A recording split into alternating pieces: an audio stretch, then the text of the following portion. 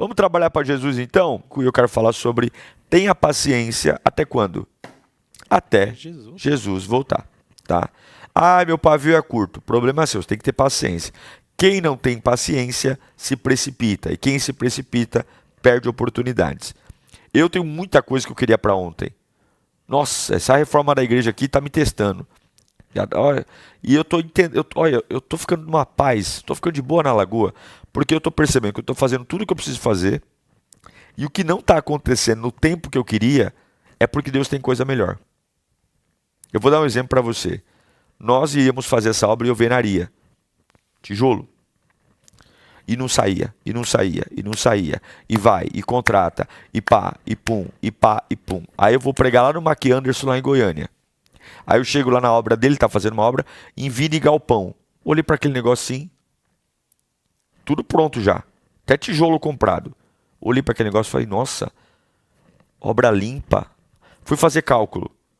Nós economizamos uma pancada mudando o projeto de alvenaria, telhado. Telhado ia ficar caríssimo para Vina e Galpão. Vina e Galpão tem garantia de 10 anos. Por dentro ninguém vê, porque você vai fazer drywall, forro. E por fora, a parte do fundo da igreja. Aí eu entendi que Deus segurou todo esse processo porque nós conseguimos um formato de pagar mais barato. Então, eu estou nessa onda agora, estou surfando assim. Não é acomodado, mas esperar.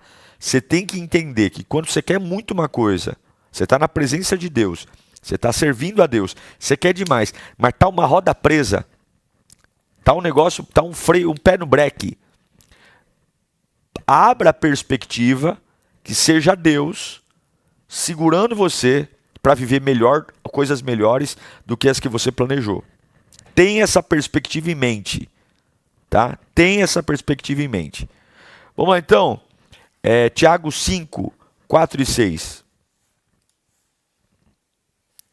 Diz assim: Vejam, o salário dos trabalhadores que ceifaram os seus campos e que por vocês foi retirado com fraude, está clamando contra vocês. O lamento dos ceifeiros chegou aos ouvidos do Senhor dos Exércitos. Versículo 5.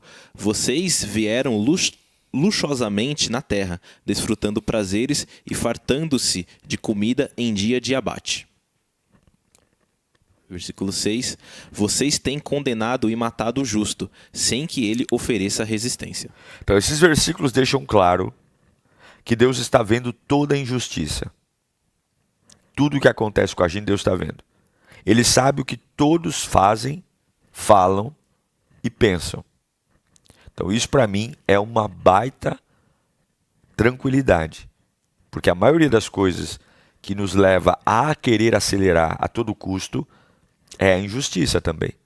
Ah, não é justo o que está acontecendo e a gente quer compensar, a gente quer acelerar, né? Eu acredito, como diz aqui o versículo, finalzinho do versículo 4, o lamento dos ceifeiros chegou aos ouvidos do Senhor dos Exércitos.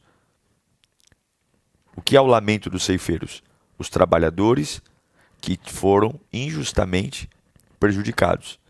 Então Deus ouviu o lamento dos ceifeiros, Tiago está falando, e aqueles que vivem luxuosamente na terra, desfrutando, fartando-se de comida, né? Deus sabe a motivação do coração, Deus sabe o que cada um planta, e isso para nós tem que servir de tranquilidade. Não queira distrair-se querendo lidar com as injustiças da vida. A Bíblia diz que você pode clamar. Deus ouviu o clamor dos ceifeiros. Quando você é perseguido, injustiçado, quando você entende que existe uma situação que está te prejudicando profissionalmente, mas não acelere o que leva tempo para crescer porque você se sente injustiçado. Coloca o pé no freio. Então ele vai dar esse primeiro alerta. Calma, calma, clame a Deus. Na injustiça, clame a Deus. Foi prejudicado, clame a Deus. Estão pegando o que é seu, clame a Deus. Calma, porque um abismo gera outro abismo. A ânsia de querer resolver a todo custo vai aumentar o dano. Não tem como escapar. Tudo que você faz de forma destrambelhada, atabalhoada, pode até tentar resolver o problema, mas vai gerar danos colaterais. Calma, paciência. Você que está aí nervosinho, vai estragar teu final de semana? Trabalhou a semana inteira, está cansado. O tempo que você tem para ficar com a tua família no sábado, no domingo, vir para a igreja, ter um tempo de qualidade, vai ficar maquinando situações que vão trazer doença para você. Não, para com isso. Lê para mim o Tiago 5, o 7 e o 8. Diz assim: portanto, irmãos, sejam pacientes até a vinda do Senhor. Vejam como o agricultor aguarda que a terra produza a preciosa colheita e como espera com paciência até que virem as chuvas do outono e da primavera. Sejam também pacientes e fortaleçam o coração, pois a vinda do Senhor está próxima. Então as ações diante das injustiças está aqui, ó. Irmãos, sejam pacientes até a vinda do Senhor. Quando que eu vou ser paciente? Até resolver meu BO? Não, até Jesus voltar. Porque sempre vai ter alguém pior. Saiu esse capeta, vem outro. Saiu esse carne de pescoço, vem outro. Então até a vinda do Senhor eu me mantenho firme. E aí o que ele vai fazer? Ó, agricultor, trabalhador, adorador, pai, mãe, planta a tua semente e espera a chuva do outono. Sejam pacientes e fortaleçam o coração, pois a vinda do Senhor está próxima. Então, Deus é o motivo. Por que eu aguento o desaforo? Porque Deus é o motivo de eu estar em pé. Se Deus não for o motivo, você não aguenta. Se Deus não for o motivo, a Capetolândia vai arrebentar você. Se Deus não for o motivo, você não dá conta do que tem que dar conta.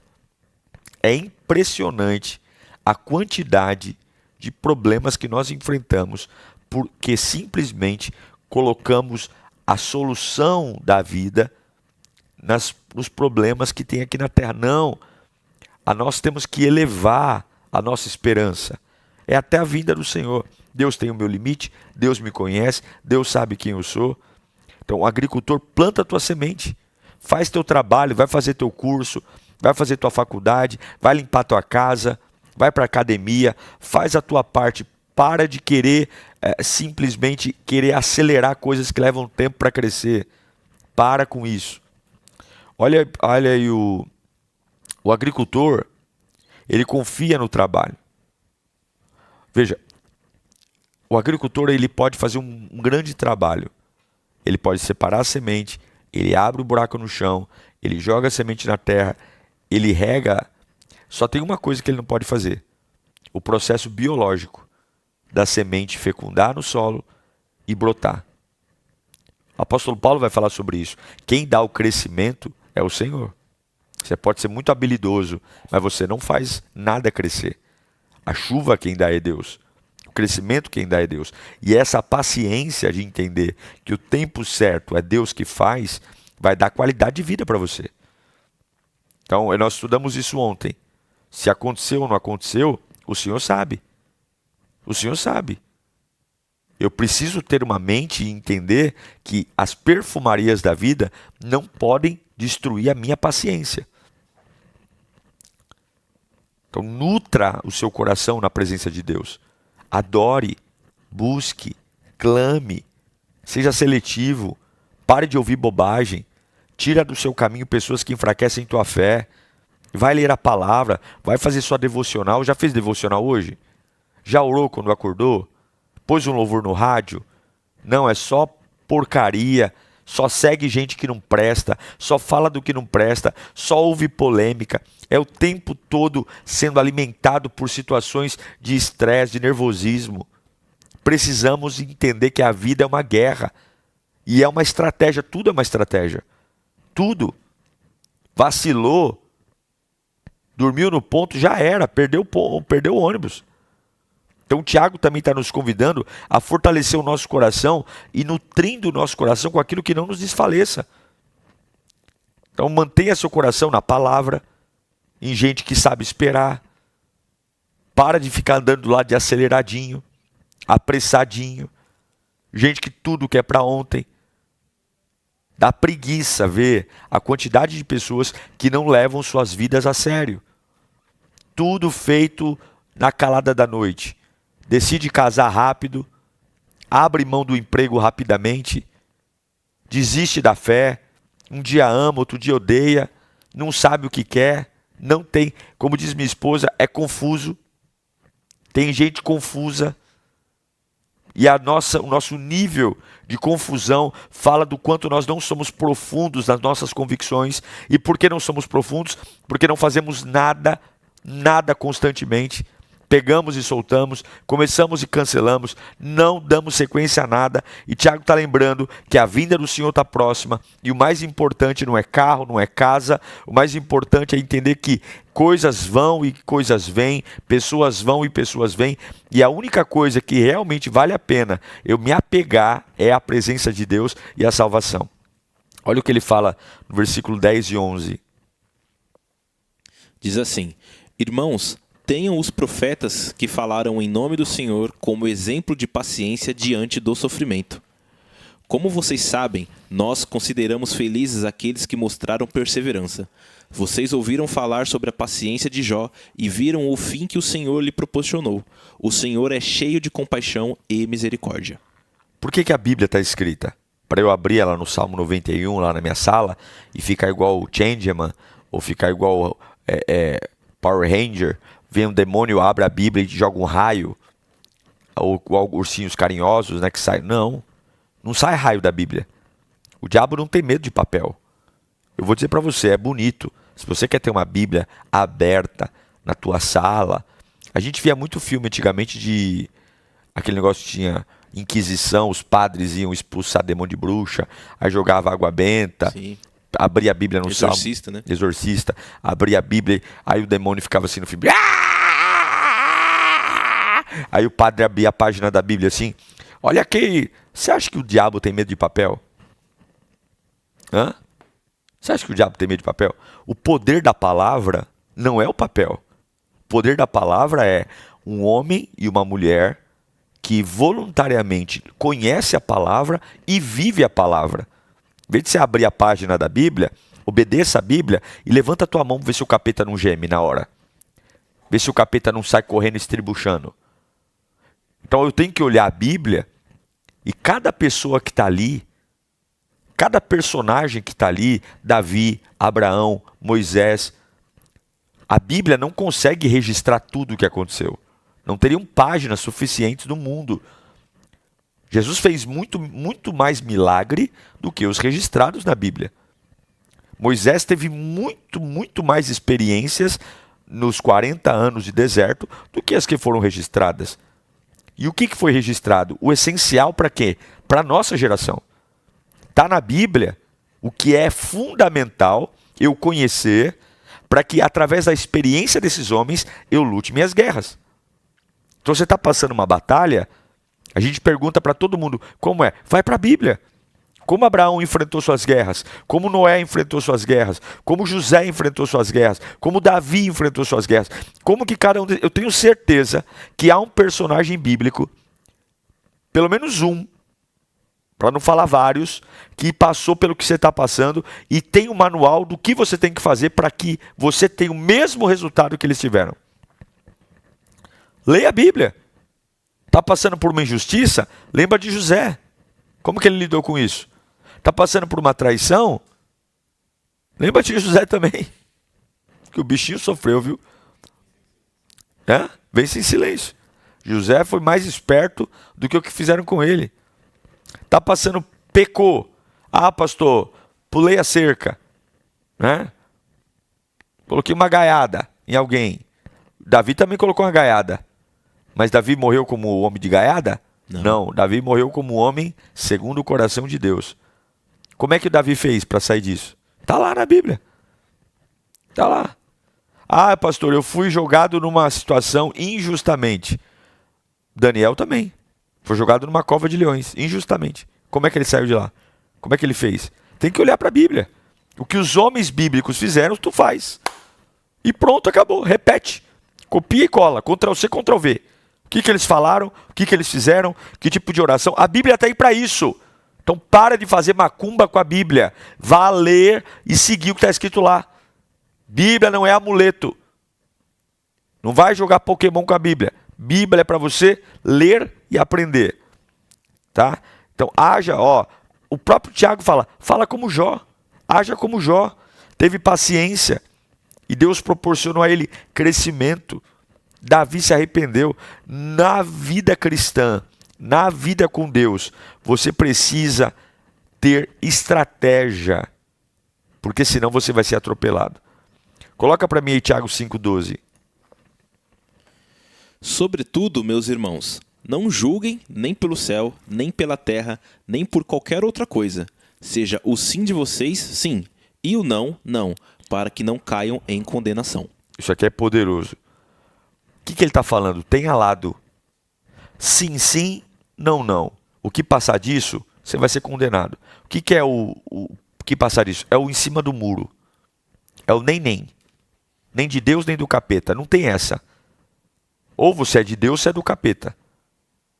Ou você é corintiano, ou você é palmeirense. Ou você é Brasil, ou você é Argentina. Não tem essa nem, nem. Isentão. O evangelho não aceita isentão.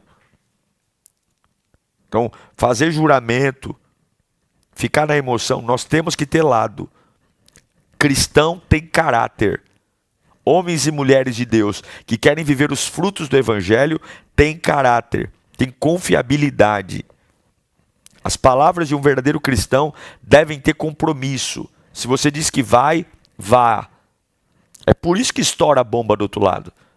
Por isso que a gente não tem paciência, tem um pavio curto, fica pistola da vida com coisa idiota, porque nós não fazemos a lição de casa. Quem faz lição de casa passa na prova. Quem faz lição de casa passa na prova. Esses dias a gente ficou feliz com a Júlia. Júlia estava tendo problema com matemática na escola. E aí, só que o que acontece? Júlia não presta atenção na prova. Ela fica com pressa de entregar logo. Ela sabe fazer, mas ela fica e faz coisa errada. E aí, tirou nota baixa. Aí a gente conversa. Júlia, você tem que prestar atenção, filha. Você sabe fazer. E aí lição de casa, Carla, lição de casa, lição de casa. E pá, sem moleza. E, ai, não quero, vai fazer. Não quer, vai estudar. Aí essa semana ela chega em casa com um sorriso de orelha em orelha. A tia coordenadora entrou na sala. Falou, gente, olha, a maioria de vocês errou aqui a prova e tal. Mas eu quero chamar aqui na frente a Júlia. Porque a Júlia acertou a prova inteira. E deu 2 estrelinhas para ela. Ela chegou em casa com as 2 estrelinhas, com a prova inteira. Né? Por quê? Ai, que lindo, maravilhoso. Não é lindo, maravilhoso? Domingo, depois do culto, estudar. Ai, tô cansada. Cansada nada. Desliga a televisão, vamos fazer lição de casa. Quem faz lição de casa passa na prova. Então não adianta você chegar aqui com uma bomba na mão e falar assim, ai, Deus me ajuda. Deus vai te ajudar. Mas o reino de Deus não é só pronto-socorro. É ter lado. É parar de mentir. É parar de ser nem de Deus, nem do diabo. De escolher, ser seletivo, ser uma pessoa bondosa, ser uma pessoa honesta, ter paciência no dia a dia, não se compactuar com a injustiça, não ter injustiça e ter lado. É crente? Sou. Serve a Deus? Sirvo. Oferta? Oferto. Tem crente que tem vergonha de falar que é crente. Ainda tem. E olha que hoje é popular, hein? Né? Olha, é popular. Hoje eu estava de novo ouvindo aquela música que eu comentei, né? E eu realmente, o cara comentou comigo, isso aí é verdade. Aquela música que fala que por ele eu estou gastando a minha vida, perdendo tudo por amor e com alegria. Nós aqui no Brasil não podemos cantar essa música. Porque aqui ninguém perde tudo por Deus. Tá? Está se gerando uma falsa sensação, aí o pessoal chora quando canta essa música. Ele sente que ele está perdendo tudo por amor. Perdendo o quê, meu irmão? O que você está perdendo? Você vai na igreja 2 vezes por semana. Você está perdendo o quê? Aí o crente chora quando canta essa música. Aí ele sente assim, nossa, como eu me sacrifico por Deus. Nossa, como eu estou perdendo tudo o quê? Tu vai para a praia de final de semana e falta no culto. Hã? Quem tem que cantar isso é o cara que está lá na Coreia do Norte, na China, no porão, lá na Eritreia, preso num container no deserto, que o cara fala assim, ó, se você negar Jesus, você tá livre, se você não negar Jesus, você vai morto. Aí aquele camarada tá perdendo tudo com amor e com alegria. Aqui no Brasil, essa canção aí não cola. Ninguém aqui perde nada. Nada. Nossa vida aqui com Cristo, gente, é na maciota. Tá? Cristão no Brasil, o nosso maior problema aqui é a grande facilidade. Tá bom? Vamos seguir aqui, produção? Vamos, pastor. Então, como que eu faço, né? Tem a palavra. Escreva no chat. Eu preciso ter palavra. Eu preciso ter palavra. Tem que ter palavra. Tem a palavra, hein?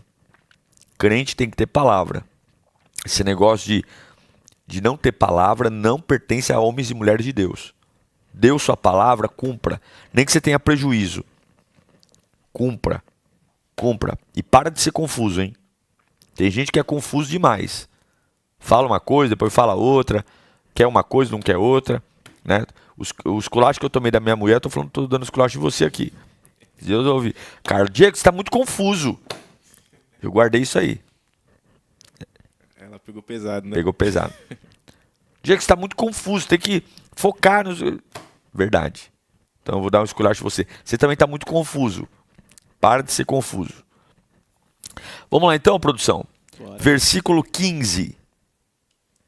Versículo 15 diz assim: E a oração feita com fé curará o doente. O Senhor o levantará. E se houver cometido pecados, ele será perdoado.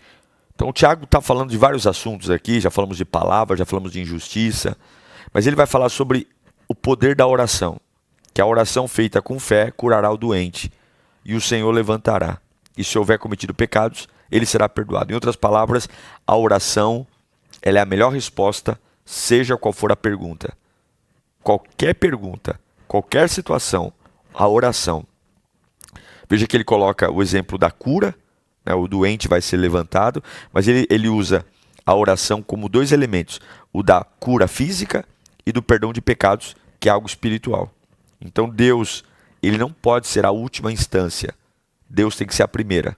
Qualquer coisa que desarranje na sua vida, qualquer coisa, financeira, espiritual, emocional, ministerial, a oração é o primeiro escape. A oração é a primeira escolha, tá? Nunca esqueça disso. Sempre fale primeiro com Deus. Sempre. Seja qual for a situação. Não deixe o desespero colocar. Aí você fala assim, pastor, mas eu orei. Mas Deus não é besta. Deus não é besta. A oração tem que ser um princípio. Coloca um post-it na tua mesa de trabalho. Oração. Ou orar primeiro. Deu medo, vai orar. Fala para Deus. Não deixe a oração ser a última instância. E aí, versículo 16. Portanto, confessem os seus pecados uns aos outros e orem uns pelos outros para serem curados. A oração de um justo é poderosa e eficaz. Então, além da oração, lá no versículo 15, a gente falou que a oração ela cura doente, a oração ela perdoa pecados, mas Deus também se move pelo poder da fé através da oração, como nós lemos no versículo 16, que a oração e o ato de confessar pecados também é libertador. Toda vez que eu leio aqui, confesse seu pecado uns aos outros e orem pelos outros para que sejam curados, né, eu não acredito que o apóstolo Tiago está falando outros no aspecto de qualquer um. Né? Mas toda vez que você tem um pecado e você tem uma pessoa de confiança, que você traz luz ao pecado, você tem mais força de sair dele. Tudo que você coloca luz, tudo que você coloca clareza, claro que tem que saber, repito, com quem você vai se abrir. Com quem você vai se abrir. Mas quando você presta conta para alguém, quando você tem alguém que você fala, eu vou abrir meu coração para você. Claro que isso, repito, tem que ser feito por uma pessoa de confiança, tá? Uma pessoa de confiança. Eu sei que é raro, mas quem consegue encontrar essa pessoa, e quando você traz suas vulnerabilidades, sua fraqueza, isso é muito mais fácil para você sair da escuridão. Porque ao confessar, você não é a palavra da pessoa que ouve a sua confissão que vai te curar, não. O ato de você trazer aquilo que o diabo quer que você mantenha escondido à tona, isso vai trazer um processo de cura para a tua vida. Tá? Tudo aquilo que você conduz na escuridão e você traz à tona com pessoas de confiança, é isso que o Tiago está falando. Confessem seus pecados uns aos outros e orem um pelos outros para que sejam curados. Confessar e orar, não é confessar e ficar ouvindo. Porque a oração de um justo, olha, coloca lá o versículo 16. A oração de um justo é poderosa e eficaz. Não é a oração de um vagabundo, não é a oração de um rebelde, não é a oração de um pistoleiro mentiroso, é a oração de um justo. Então não vai confessar a tua vida para qualquer banguelo que aparece na tua frente. Não vai abrir a tua intimidade para qualquer um. Tá? Então prove antes. Veja quem é antes. Tá? Isso é muito sério, porque tem igrejas que incentivam você, numa roda de amigos, confessar. Né? Uma das grandes problemas era aqueles círculos de oração de antigamente. As irmãs do coque. Né? A irmãzinha lá, ai gente, quero fazer um pedido de oração. Já viu isso aí? Sim. Gente, quero fazer um pedido de oração pela irmã Maria, que o irmão José traiu ela. Aí as irmãs, vamos orar. Aí acabava o círculo de oração, todo mundo, né? Gente, a irmã Maria, o irmão José traiu a irmã Maria. Né? Tomar cuidado, né? Tomar cuidado, porque círculo de oração é uma bênção. Mas também círculo de oração é um dos momentos mais fofoca que tinha. Porque é aquele momento assim, quem quer fazer um pedido de oração? Todo mundo pedia pela vida de alguém. E nesse pedido nobre, né, fazia o fuxico gospel. É ou não é? É lá que começou o fuxico, né, pastor? É lá que começou. Tem que tomar cuidado, né? Então, pra gente fechar aqui a aula, coloca pra mim o versículo 20. Versículo 20 diz assim: lembrem-se disso. Quem converte um pecador do erro do seu caminho, salvará a vida dessa pessoa e fará que muitíssimos pecados sejam perdoados.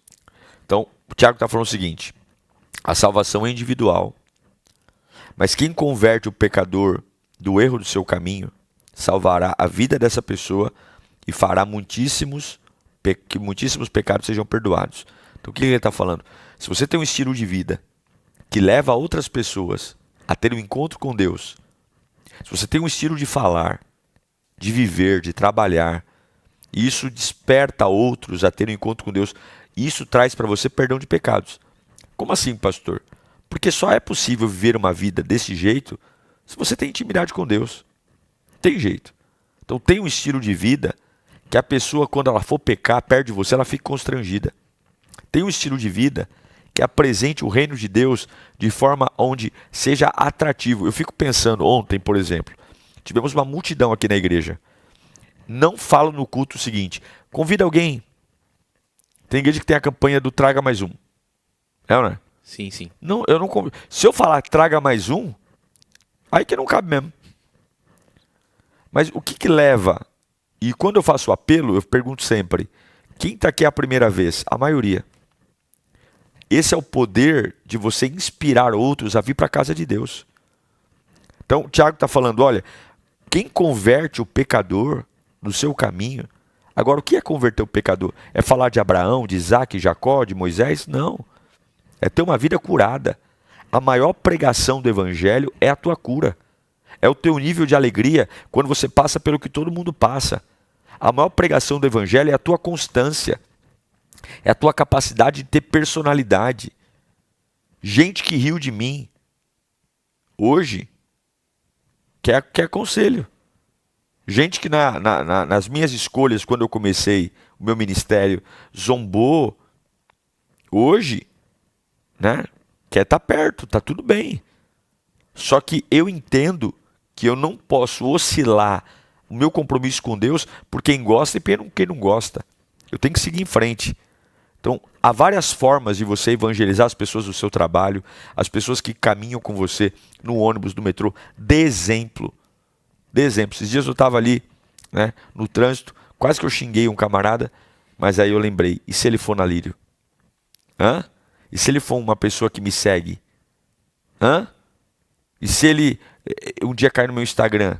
O que ele vai falar? Ah, esse pastor aí, esse cara é um charlatão, porque no trânsito é um mal educado. E ele merecia um xingo mesmo. Então o que eu fiz? Sorriso, dei um tchauzinho, porque eu preciso entender que eu represento o reino de Deus. Represento. Tem gente que merece, dá vontade, não dá vontade? Pastor. De dar um supapo. Supapo não, que eu sou bunda mole, nunca vou bater ninguém. Mas fazer umas caras feias, né? Dar uns desaforos. É isso aí. Certo, produção? É isso aí, pastor. Deixa eu orar por você. Senhor Jesus, nós estamos na tua presença e sabemos que na tua presença somos sarados, perdoados, acolhidos. Não existe vida longe da tua presença. E eu sei, meu Deus, que é preciso uma metanoia, uma transformação. Perdoa os nossos pecados, perdoa as nossas transgressões, nossos erros, e que a tua glória e a tua graça nos ajude a vivenciar aquilo que o Senhor tem gerado dentro de nós. Obrigado por cada aluno do Pensiore. Nós encerramos o estudo de Tiago, crendo que é preciso uma nova postura, é preciso uma nova mentalidade. Nós não podemos mais sermos seduzidos por nossos impulsos, por nossas dores, por nossas urgências. Nós precisamos de Ti. E eu te peço, Pai querido, manifesta Teu poder, manifesta a Tua unção, tira de nós toda a passividade, tudo aquilo que cauterizou na nossa cabeça, que não nos deixa evoluir, que caia por terra em nome de Jesus.